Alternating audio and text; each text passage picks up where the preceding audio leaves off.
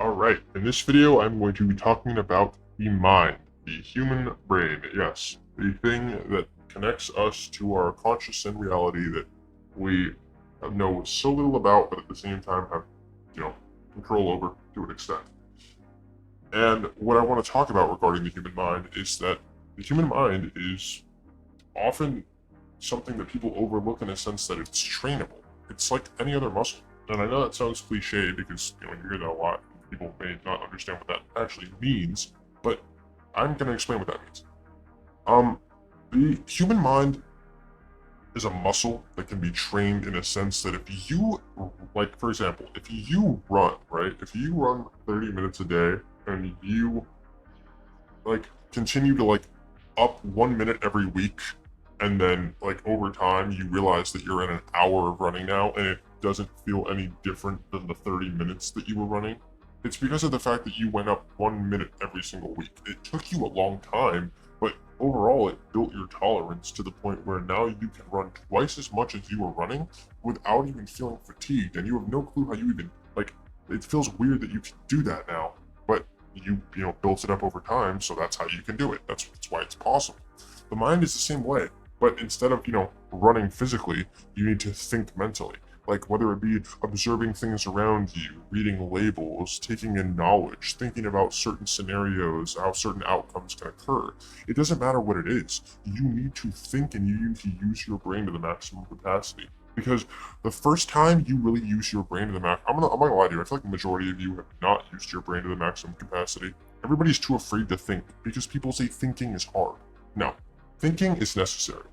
And most of you have not, I'm convinced, have not used your brain, from what I've seen of this world, to the maximum capacity.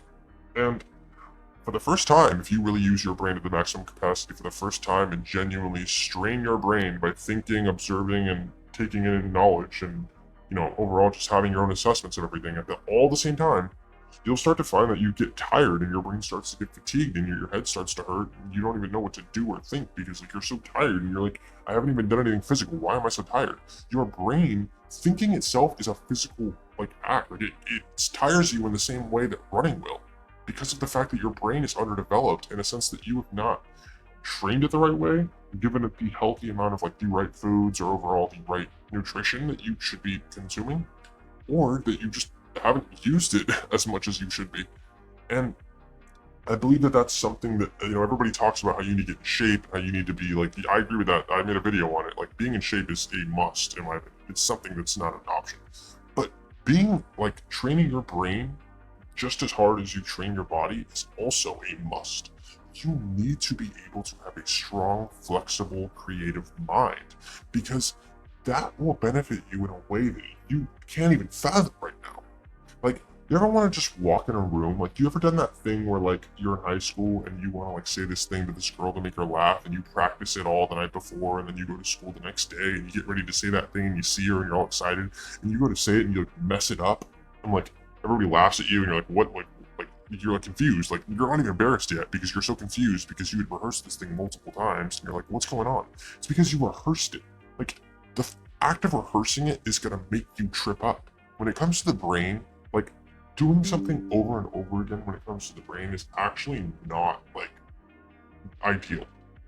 It's honestly, when it comes to people, winging it tends to be the best course of action because it's like in a weird way, it's like a freestyle talk, and that goes hand in hand with like what I was talking about a second ago. Could you imagine going to school and just like saying that thing to that girl and it comes out correctly and you didn't even practice it and everybody around you was like not even like impressed, but like that sounds so stupid, but like the girl like laughs at it or she thinks it was funny or she like relates to it. Like, can you imagine just like saying all the right things to everybody for the rest of your life without ever having to think about what to say? Like it just naturally comes to you.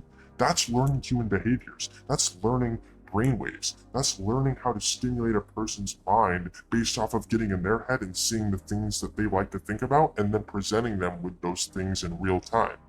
That's what training your brain is. And it can be used as something to help other people, and it can also be used as a weapon. Now, I'm not telling you to use it as a weapon, but I know people who do, and I know people who aren't very good at using it as a weapon and use it as a way to get what they wanted, whether that be sex, money, drugs, status, anything. Using the human mind to the fullest capacity allows you to tap into other people's mind. And if you can tap into another person's mind, then there's really not much you cannot achieve. If you have the ability to tap into another person's mind, there's not much that you cannot achieve in this world. Because mentally, most people are insignificant to themselves, don't have enough confidence, and don't have enough brain power to compete with that kind of articulate behavior. And when you have that stimulation, that thing that gets a person's brain going, we're rational and sociable beings as humans. We enjoy a good philosophical conversation. We enjoy a good mentally stimulating conversation, even if it may sound like you don't want that. When you find somebody who's able to provide that mental stimulation in you, your brain just starts firing off these endorphins to the rest of your body, and it's like before you know it, you're hooked and you're like, yeah, I like this. Like, you ever had a talk with somebody that's like intellectual and you didn't even consider yourself like an intellectual speaker, and then out of nowhere you start talking to this person, you guys are going back and forth, and you're like, oh, I like how this feels. It's like almost like a dance, like it gives you a good feeling. It's like a back and forth. That feeling you're getting is the fact that your brain is underexposed to intellectual conversation to an extent, and you are now experiencing like it, and since your brain is so deprived of it, it's latching onto it because it hasn't experienced it ever or in a while, and so your brain it fires off those endorphins and you love it. Like, we all love to have mental discussions. We all like to get those gears turning. We all like to get that brain working. We all like to stim and do our little traits to make our brain and mind feel good. It's just that a lot of us are so used to numbing ourselves now with drugs, any sort of thing like that. Not just drugs, but drugs, overall just desensitizing ourselves to our emotions, shutting down. We're so used to just not thinking anymore because thinking is become hard for some reason, that and we're okay with that, just not thinking. That when someone comes along who can make you think, when someone comes along who can make you be something, become something mentally more than you ever have before, it makes you feel good. You're like, oh my god, I love this. It's in a weird way your brain is eating your favorite food, but mentally, and you don't know what to do with that feeling but crave more and more and more. And when you can get that reaction out of a person, when you can make that person feel that way because of how strong your brain is, the sky's the limit, honestly.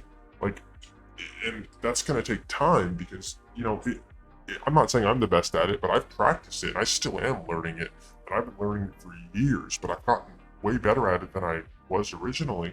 And I've realized that when it comes to having a coherent, intellectual, confident way of speaking to another person, where you articulate yourself in a very sophisticated and overall just not overbearing, but just a normal, good way, you're assured in what you're saying, and the other person sees that you're sure of yourself, it allows them to take you more seriously. It allows them to want to be around you more. It allows them to want to have philosophical debates with you, which could lead to positive, other attributes in your life. For example, if your boss sees you as an intellectual and he enjoys mentally sparring with you, you could get a promotion over someone else because he already knows that you're capable or qualified.